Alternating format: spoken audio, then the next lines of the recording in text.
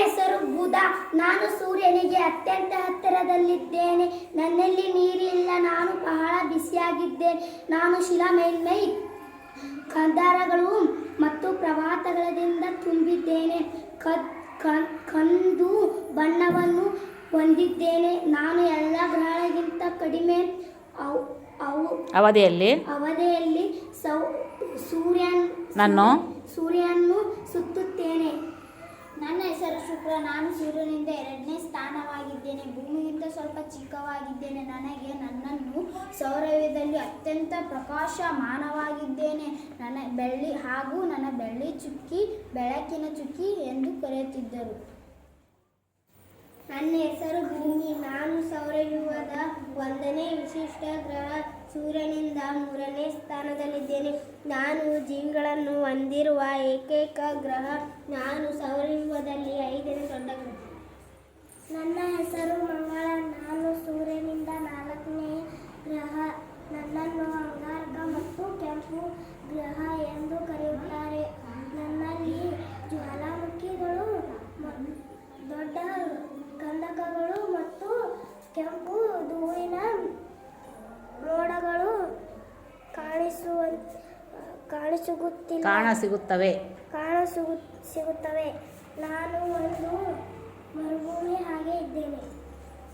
ನನ್ನ ಹೆಸರು ಗುರು. ನಾನು ಸೂರ್ಯನಿಂದ 5ನೇ ಗ್ರಹವಾಗಿದ್ದೇನೆ.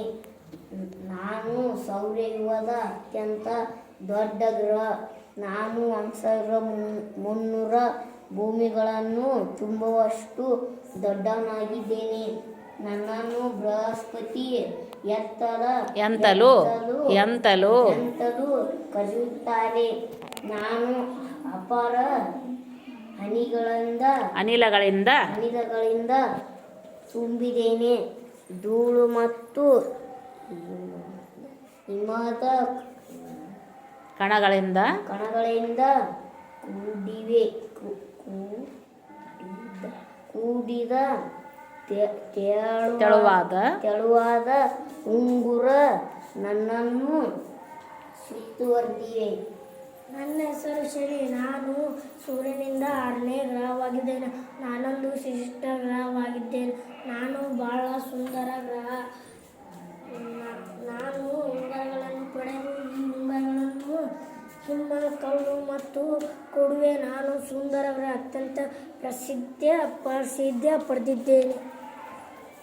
ನನ್ನ ಹೆಸರು ಯುರೇನಸ್. ನಾನು ಸೂರ್ಯನಿಂದ 7ನೇ ಗ್ರಹವಾಗಿದ್ದೇನೆ. ಗುರು ಮತ್ತು ಶನಿ ಗ್ರಹಗಳಂತೆ ಸಹ ಅನಿಲಗಳಿಂದ ತುಂಬಿದ ಗ್ರಹವಾಗಿದ್ದೇನೆ. ಇಡೀ ಗ್ರಹವು ನೀಲಿ ಮತ್ತು ಹಸಿರು ಬಣ್ಣದ ದಟ್ಟವಾದ ಮೋಡಗಳಿಂದ ಆವರಿಸಿದ್ದು ಉಂಗುರಗಳನ್ನು ಹೊಂದಿದ್ದೇನೆ. ನನ್ನ ಹೆಸರು ನಾಟು. ನಾನು ಸೌರವ್ಯೂಹದ 8ನೇ ಗ್ರಹ. ನಾನು ಸೂರ್ಯನಿಂದ ಅತಿ ದೂರದಲ್ಲಿದ್ದೇನೆ. ನಾನು ಎಣಿಸಿದವನ್ನು ಅಳುತ್ತೇನೆ. ನಾನು ಅನಿಲ ನೀಲಿ ಬಣ್ಣವನ್ನು ಹೊಂದಿದ್ದೇನೆ. ನಾನು ಸಹ ಸೂರ್ಯನಿಂದ ಅತ್ಯಂತ ದೂರದಲ್ಲಿದ್ದೇನೆ.